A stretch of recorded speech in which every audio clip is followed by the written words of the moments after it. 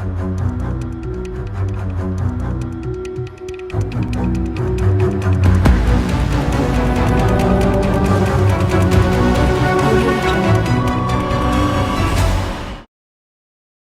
is a true story that will shock you to the core.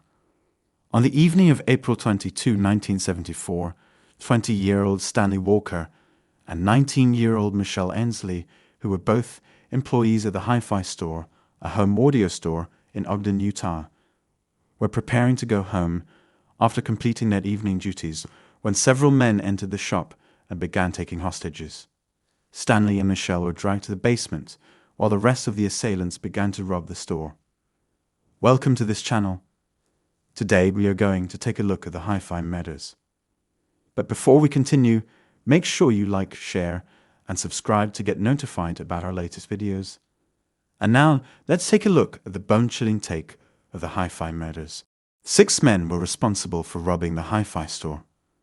Of the 6 men, 4 had entered the store, leaving the other 2 waiting in the van to be lookouts and also be ready to drive away once they had successfully robbed the store.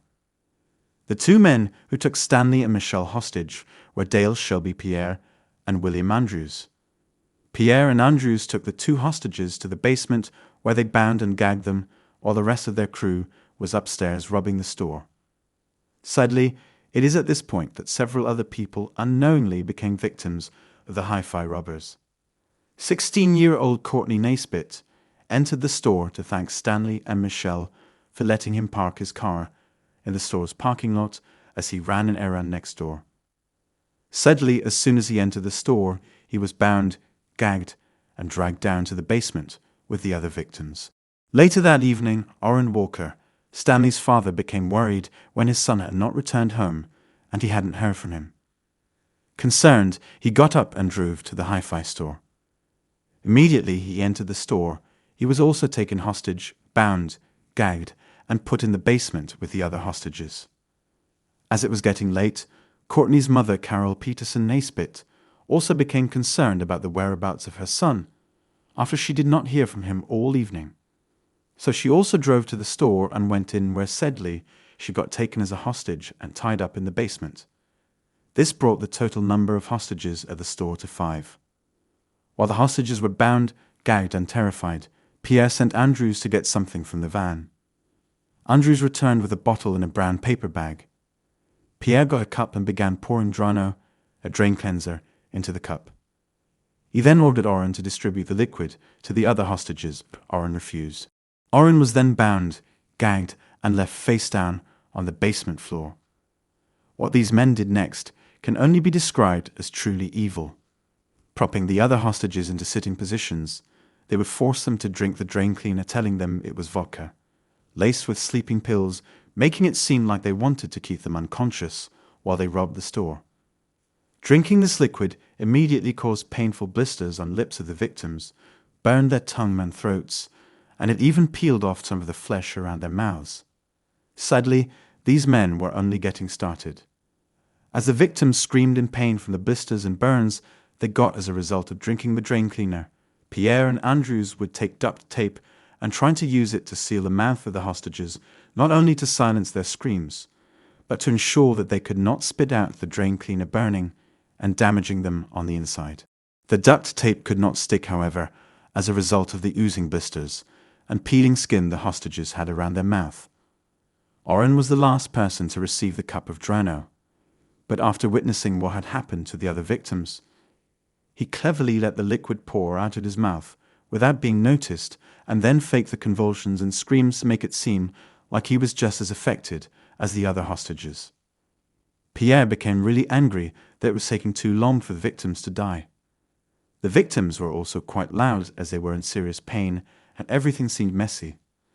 So Pierre took out his gun and shot Carol and Courtney Naisbitt in the back of their heads.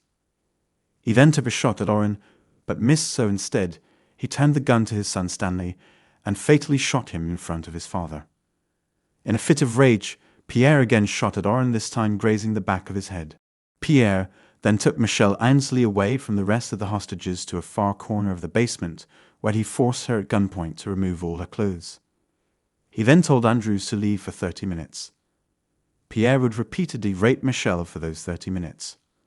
Afterwards, he watched her while she used the bathroom before dragging her back to the other hostages, throwing her on her face and shooting her in the back of her head.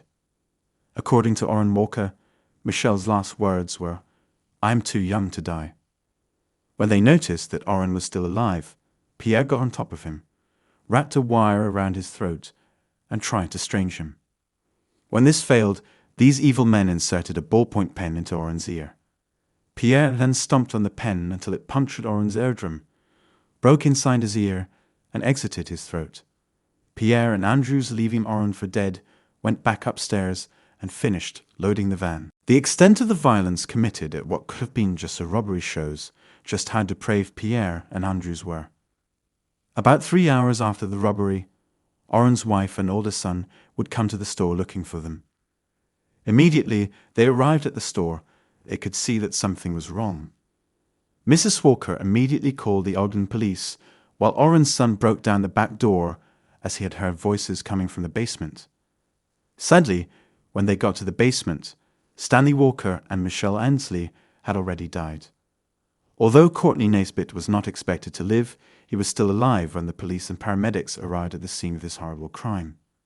Sadly, however, he had suffered severe and irreparable brain damage. He was hospitalized for 266 days before finally being discharged. His mother, Carol Naisbitt, was taken by ambulance to a hospital where she was pronounced dead on arrival. Orrin Walker also survived, but with extensive damage to his mouth and chins, as well as the serious damage to his ear caused by the pen. At the time, nobody knew who was responsible for this horrible act. But 2 hours later, an anonymous Air Force employee would call the Ogden police. The anonymous source told the police that Andrews had confided to him months earlier that he had actually planned to rob the hi-fi store.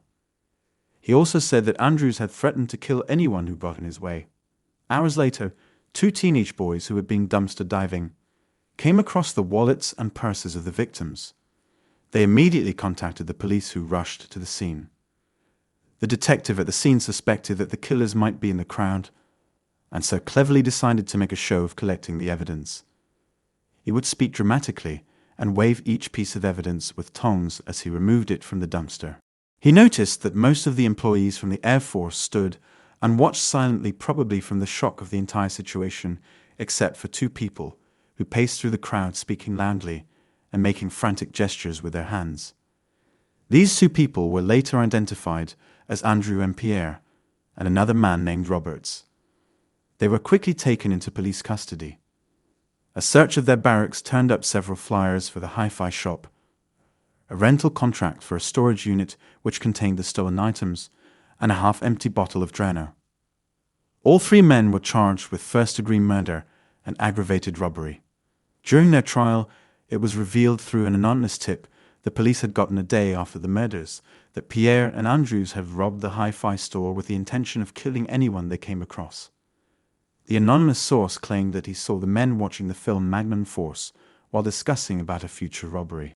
In the movie, a woman is forced to drink Drano, and it causes her to die immediately, and so these depraved monsters thought it would be an efficient method to kill anyone at the store.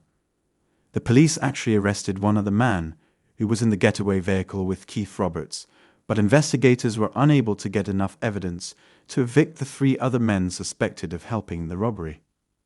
On November 16, 1984, Pierre and Andrews were convicted of all charges, while Roberts was convicted of only aggravated robbery.